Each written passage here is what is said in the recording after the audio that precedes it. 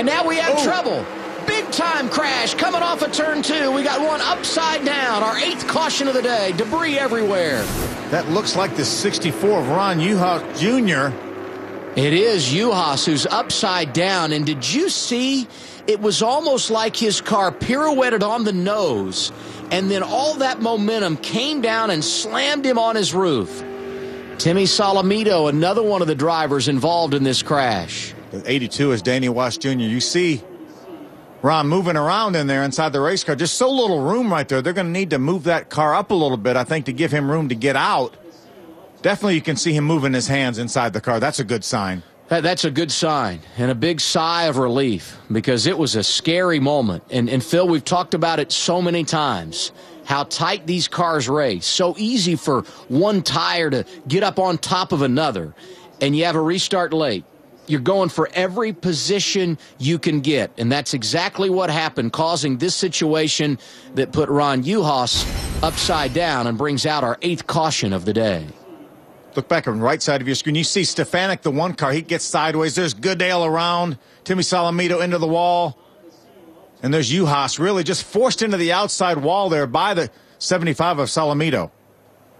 Well, that's impact that you don't often feel as a race car driver. So many times you get turned, you hit the wall with the side of your race car. This time the entire impact on the roof as he gets up on the nose, and then Ron Uhas slamming down on the top side of that Whelen modified. Yeah, hard contact by the 82 also of Danny Watts Jr.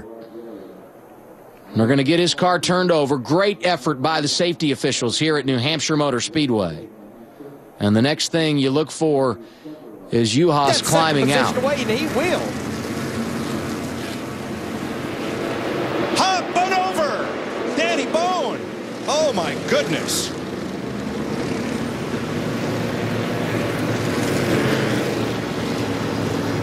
Danny Bone's car caught a wheel, climbed the side of the front stretch wall, and you see he is trying to climb out.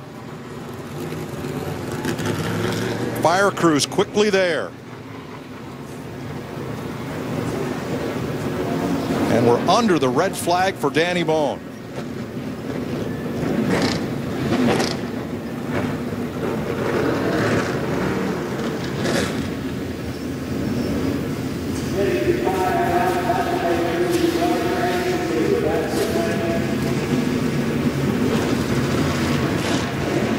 Danny out of the car, walks away to the right of the race car. That's a heart stopper.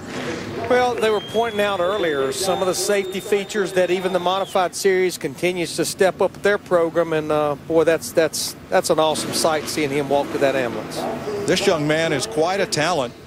He is kind of under the wing of Ray Evernham, who has quite a history with the Bone family, but he's been racing weekly at Bowman Gray Stadium in Winston-Salem, and he was 6th at the time of the crash. He actually works for Ray Evernham as a mechanic and a fabricator.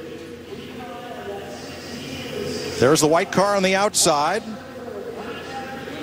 Gets loose and into Priest, and the car goes up and over. Yeah, and those open wheels with Ryan Priest, it's almost like they just locked together. A lot of Nerf bars on these cars that should keep much of that from happening. But really, the right front just climbs the wall, Larry. Yeah, he ran out of racetrack. There was no more room there. That is Priest against the wall behind him. In real time. Yeah, that's what it exactly did. It just, that right front tire, it just started climbing up the wall.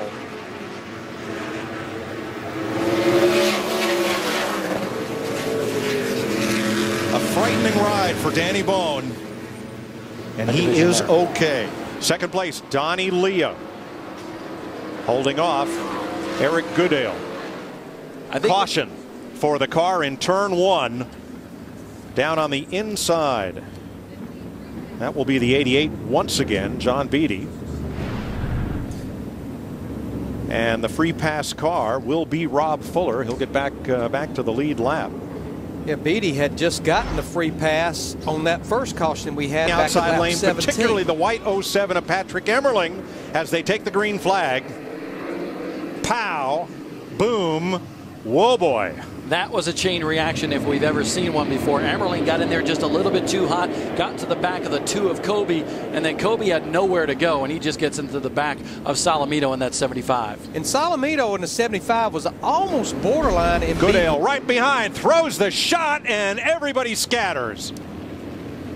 I think this is going to be a pretty common theme on restarts. Jeremy Gerstner, major damage to that number 70 machine. We saw him get caught up there. And it's one of those accordion type crashes where something happens at the front of the pack. Everybody hits everybody, and somewhere toward the back gets bent up really badly, like Johnny K right here. Yeah, Johnny Keevan, you can see the right front suspension right there. He knocked into somebody with that right front wheel. And with these open wheel modifieds, you can do that very easily, especially when you get stacked up. Let's see how this gets started. Watch the black car right into the back of both the front row cars. Well, remember, Mike, told you at the top of the show he was going to use his bumper, Eric Goodale, and he certainly did from Riverhead, New York. How'd he get both of them at once? Man, he got the 4 with the right front tire and got Preece a little bit with the bumper there. That's some good driving 42 right as there. we get the green flag. And Ryan Preece wastes no time in getting away. He wants no part of a bump and thump in turn number 1. So he brings it off 2 with Donnie Leah and 1 car. Goodale is slow off turn 2. They stack up behind him, and 2 cars have locked bumpers. That is Rob Fuller and John Beatty. Yeah, Eric Goodale in a 58, he did not get a good restart at all. I think he might have missed a shift right there, because it looks like, you know, by the time we got halfway down the backstretch, he was A-OK, but maybe a bad shift by Eric Goodale in that 58. Just didn't get off turn 2 at all and bottled up the field. You don't normally have enough overlap on these bumpers to be able to entangle them like this. There you see Rob Fuller in the 15 car, and he gets right into the back of Jamie Tomino. But it was the according effect again, like we've seen so many times, especially after a restart. Now watch Goodale with the black car, red numbers, or rather the black car, yellow numbers on the inside here. Doesn't get such a great start. 3rd on the inside. And now, well, he got into Emmerling and all but stopped. And Mike, what happened there was when they dropped the green flag, you saw the 58, Eric Goodale, spin his tires. Let's take a look at this right there. That's Eric Goodale in that black number 58 car. And as he comes to the green, he stands on the gas. You see that car kind of pick up, and those rear tires just spin right there. Doesn't get the good start that Preece and Leah do on the front row right there. And that slows his process up coming into turns 1 and 2. Kobe ran away. And Leah, problems. Yep, he spun it down in turn 1, and they've waved the caution at 121 laps. This will be the 6th caution flag of the night. Well, we just had talked about it. We're going to go back racing with roughly probably 25 laps to go. That's exactly what Doug Kobe in that 2 car wanted to see. And that was interesting, but you saw the 4 car just shake going into the turn number 1 area. Maybe locked up the brakes just a little bit. Let's take a look right here. There's Donnie Leah in that yellow number 4. He goes into the corner, and right there where he's standing on the brakes just a little bit to get that car pointed in the right direction, he goes around. And to get these cars to turn, these drivers will crank as much rear brake as they possibly can, and sometimes you start getting Mike loose. Stefanik last year, he was leading going into the final lap. Caution is out for the 73 of Cole Powell, which stopped at the inside of turn 3 and could not get going. I don't think Doug Kobe in that 2 wanted to see that caution, because to your point, Mike, he's going to have to restart on the outside, because we know Ryan Preece is going to pick on the inside. Art Berry's operation, and Ryan Preece cut it a little too close, and there's caution out for spinning cars in turn 1 down there. That was a very close call for Ryan Preece, next 16, our leader.